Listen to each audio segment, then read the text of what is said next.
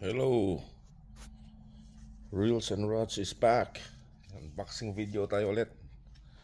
Medyo matagal-tagal na rin po na yung last na unboxing. So tayo ulit mag-unbox. Okay. So I bought this reel because I'm preparing again for my next fishing trip in the Philippines. That would be next year. So while doing so, prepare na rin tayo ng mga gamit natin para sa next vacation.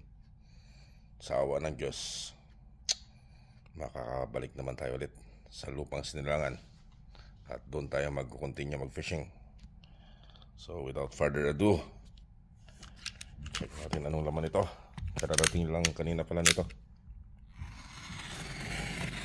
Okay. Medyo mahirap po mag-unboxing dito sa bahay namin kasi nandito yung mga bata.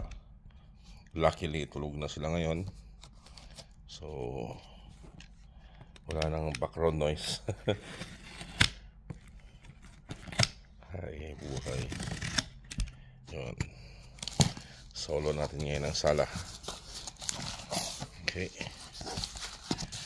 yan. Ganda ng packing. Okay,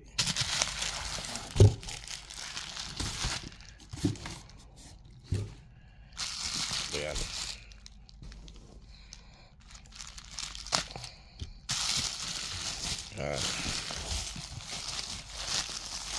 Popper spinning reel and spinning reel for popping, twin power SW 14,000 XG.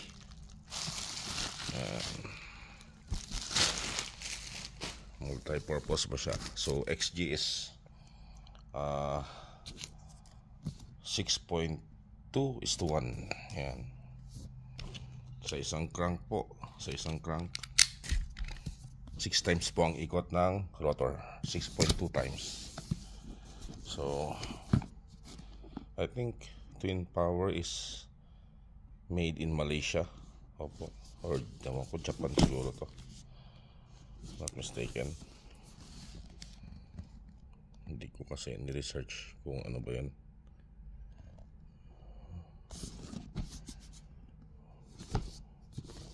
Paki-comment na lang po kung ang twin power ba is made in Japan or made in Malaysia. Parang Japan yata siya.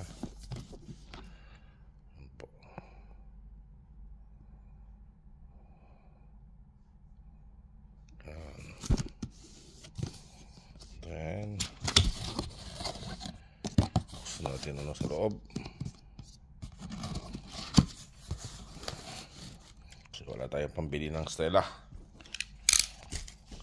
hindi pa sinuwerte, kaya twin power na lang. Yan, manual. Ano bang meron sa manual nito? Spinning reel manual. Okay. Yan, diagram. Okay, tsaka parts na rin with part number. Twin power Shimano. Okay, manual din, Japanese nalagyan. Okay, yun, may kasama po siyang line, ano ba yun, keeper. Yan, usually ganito po kahit yung mga malalaking reel, kahit yung Saragosa may keeper din po siya. Ayun, hindi ko alam kung ano ito. Pakisabi na lang po sa comment kung ano po ang purpose nito. Masyang tool ba siya na pang open? Alam ko ito, shim to sa adjustment ng ano ba yun niya, ng spool. So pag medyo mas marami yung braid sa baba ng spool, alright, so binabawasan ng shim sa loob ng spool. Kapag naman nasa ibabaw naman ng spool yung braid marami, dinadagdagan ito para mag-balance. So ang sabi nila, kapag habang tumatagal na yung reels natin, spinning reels natin, napupudpod yung drag washers. So ang alignment ng braid natin is pumapasok na siya, pupunta na siya sa baba, dumadami na sa baba. So ang purpose, yun nga po ang purpose nito. Kapag ano ba yun, kapag nangyari na yung ganun, ito na yung dinadagdag para mag-balance ulit yung spooling ng braid line natin. Yan, yung handle niya is egg po. Egg, rubber egg grip. Yan. Then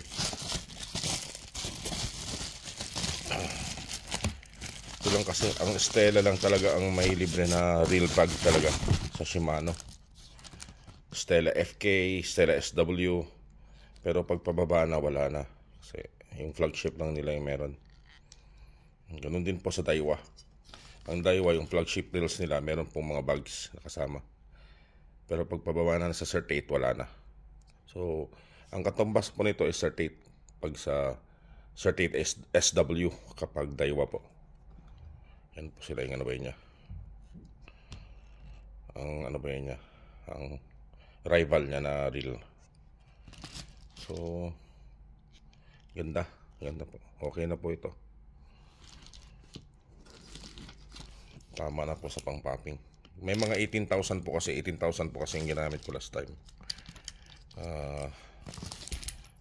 Medyo nakakangalay lang ang nga po yung 18,000 kasi ano ba yun, kasi may kabigatan ng konti. So may 10 naman ako, pero pag yung 10,000 ko po sa nung dinala ko sa Philippines is medyo kailangan control mo yung drag kasi puputulin to yung line kasi yung naka-spool sa line ko is 60 pounds lang. Puputulin po talaga, dapat control yung drag. Ito pwede ko siyang malagyan ng 80 pounds na line. Yung 80 pounds okay na okay, sulit na po yun. Yung mga 18,000 ko, yung isa-isa 100 pounds yata, PE8 yun, tiba yun. Walang ano ba yun, walang arte-arte unless pag sobrang laki na siguro yung strike. So yan po, Shimano Twin Power 14,000 XG. Yan po. Yan, made in Japan. Yes, Japan. Made in Japan po. So kung gusto nyo po mag-review ako ng reel, sa mga nahirapan po mag-decide kung anong reel ang pipiliin nila, comment lang po kayo below. Medyo meron po akong mga collection ng mga reel, hindi ko lang masyado na-advertise kasi medyo busy sa work. Pero kung gusto nyo po na mag-review yung sa mga undecided po sa kung anong reel ang gusto nilang bilhin, sabihin nyo lang po sa akin. Baka sakali po may reel po ako na isa sa mga reel na gusto nyo pong bilhin pero in doubt kayo na bilhin to. Meron, baka nasa collection ko po yung reel na napupusuan nyo. Maraming salamat and God bless. Tight lines to all. See you.